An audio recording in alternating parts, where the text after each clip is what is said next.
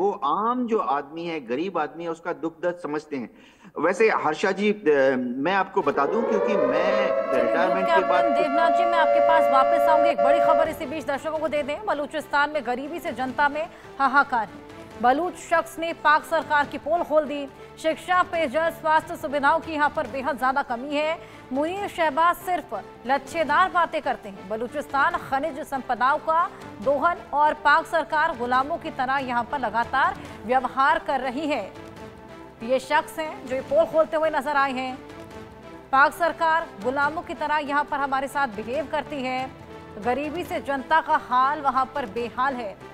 ना basic necessities पूरी कर पा रहे हैं, ना अच्छी शिक्षा है वहाँ पर। क्या कुछ और कहा है, आइए ये सुनवाएं।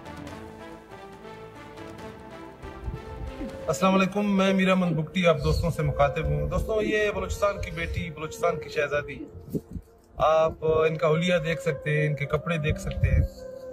और मैं तो कहता हूँ ये बलूचिस्तान की सरजमीन की मालिक है और बलूचिस्तान के साहिल वसाइल में पूरा इसका हिस्सा है। लेकिन आप देख सकते हैं कि बच्ची बता रही थी कि हमें 2 वक्त की रोटी मुयस्सर नहीं है और 20 बकरियां ये मजदूरी पर चरा रही है और एक बकरी का इनको 100 रुपया महीने का मिलता है। तो ये हालत है, आप खुद देखें। और तकलीफ दे बात और तकलीफ दे शय ये है कि हमारे नाम नेहाद हुक्मरान और मजहबी मुल्ला और इनको और इनके वालिदैन को बताते हैं कि गुर्बत, तंगदस्ती, भूख अल्लाह की आजमाइश है। तो सुना आपने किस तरीके से अपनी आप बीती बयां कर रहे हैं। तमाम ऐसी बेसिक नेसेसिटीज जो वहां पर पूरी नहीं हो पा रही हैं। यूके देवनाथ जी, क्या फायदा इस तरह की वेपनरी को फ्लॉन्ट करने का जब आप अपने आवाम का खाना पीना तक पूरा नहीं कर पा रहे। बेसिक नेसेसिटीज, शिक्षा, पेयजल, इस तरह की चीजें वहां पर पूरी नहीं हो पा रही। हर्षा जी, मैं एक स्टडी देख रहा था जिसके अनुसार बलूचिस्तान में इस वक्त 90,000 पाकिस्तान की सुरक्षा एजेंसीज काम कर रही हैं। आर्मी, रेंजर्स, फ्रंटियर, कांस्टेबलरी और सुरक्षा जो वॉलंटियर्स होते हैं, वहां बोलते हैं लेवी। लेवी भारत के लोग समझ जाएंगे, जैसे हम लोग बोलते हैं होमगार्ड। 90,000 लोगों को पाकिस्तान की सरकार ने बलूचिस्तान को कंट्रोल करने में लगाया है। जबकि अगर पाकिस्तान की सरकार ठीक तरह से काम करती तो यही 90,000 लोगों को, 90,000 लोकल लोगों को वहां पर नौकरी देख सकती थी।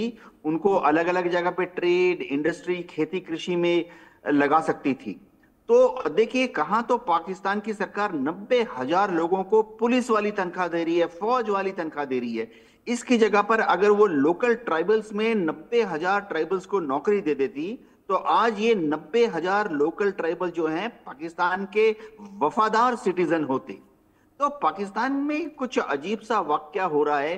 हर चीज का इलाज उनको पाकिस्तान की आर्मी में या बंदूक में नजर आता है। बलूचिस्तान के लोगों को बहुत दिक्कत किस लिए हो रही है, मैं बताता हूं। वहां पर जमीन के नीचे काफी खनिज संपदा है, जैसे आपने भी बताया, सोना है, कॉपर है। लेकिन जब इनका दोहन किया जाता है तो जो माइंस होती हैं उनके मालिकाना हक लोगों को, लोकल लोगों को नहीं मिलता। मालिकाना हक जो है पाकिस्तान की सरकार अपने हाथ में ले लेती है। और जो ठेकेदार हैं जिनको वहां काम मिलता है, चाहे मशीन लाने के लिए, चाहे डिगिंग करने के लिए, चाहे लेबर लाने के लिए, ये सारे ठेकेदार पंजाब से आते हैं, सिंध से आते हैं, यानी बाहर से आते हैं। तो लोकल लोग जो हैं उनको तो वहां कोई कुछ भी माइनिंग से, उनके जमीन के नीचे जो मिनरल्स है उसके दोहन से जो थोड़ा बहुत इनकम होना चाहिए, लोकल लोगों को कुछ नहीं मिलता। इसी से वो सब आस्ते आस्ते नाराज हो रहे हैं और पाकिस्तान की जो मेन स्ट्रीम है इस्लामाबाद, रावलपिंडी के खिलाफ खड़े होने लगे हैं। जी बिल्कुल यूके देवनाथ जी, आपके पास मैं वापस आऊंगी। हमारे साथ कर्नल रिटायर्ड शिवदान सिंह, रक्षा विशेषज्ञ हैं, और मेजर जनरल रिटायर्ड अनुज माथुर, डिफेंस एक्सपर्ट, जुड़ गए हैं। बहुत स्वागत है आप दोनों का।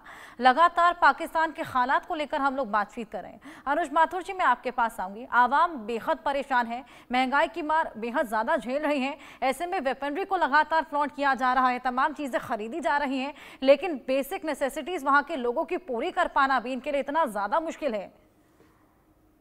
हर्षद, देखिए, पाकिस्तान की जो आर्थिक स्थिति आज की तारीख में है वो किसी से छुपी हुई नहीं है। सब इस बात को जानते हैं।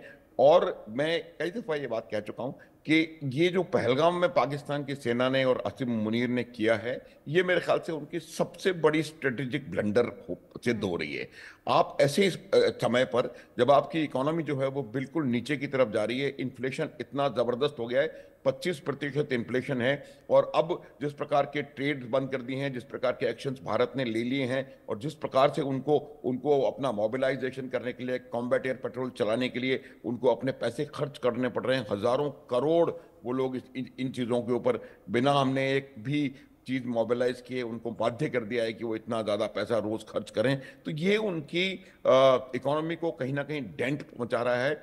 और सबसे बड़ी बात, इसकी वजह से इन्फ्लेशन और बढ़ेगा, कीमतें और बढ़ेंगी, और उसका असर देखने को मिलेगा कि किस प्रकार से रोष वहां की आवाम में बढ़ने वाला है आने वाले समय में। देखिए, जो हमने बॉर्डर बंद किया, जो हमने ट्रेड बंद किया, उससे पाकिस्तान के बड़े व्यापारियों पे उतना अंतर नहीं पड़ रहा। असली मार पड़ेगी वहां का जो छोटा व्यापारी था। सर, माफी के साथ आपको रोकना चाहूंगी। एक बड़ी खबर इसी बीच, पाक सरकार सेना के खिलाफ बलूचों में खासा आक्रोश है।